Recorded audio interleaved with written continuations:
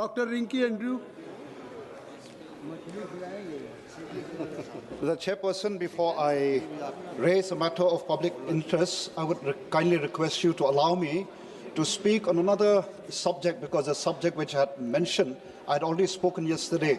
So kindly allow me to speak on this very important subject. So through you, Mr. Chairman, I wish to draw the attention of the Ministry of Education regarding the state of affairs of one of the oldest central university in the Northeast, that is Northeastern Hill University. Sir, for 392 days, the present VC is absent from the university, yet he is drawing his salary, and it is also very unfortunate that this VC, Professor P.S. Shukla, continue to interfere with the day-to-day functioning of the university and putting the university in great distress.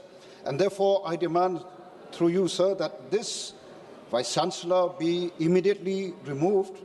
And I would also like to draw the attention of even the House that an inquiry team was conducted by the Ministry of Education.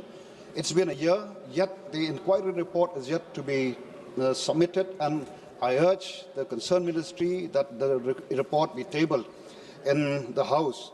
And for the good of this great university, sir, I demand that the government once again remove this incompetent Vice-Chancellor and appoint a new one, so that this university can rise up, from the crisis that it is in and continue to focus on teaching and research for the good and welfare of all the stakeholders. Thank you so much, sir. Thank you.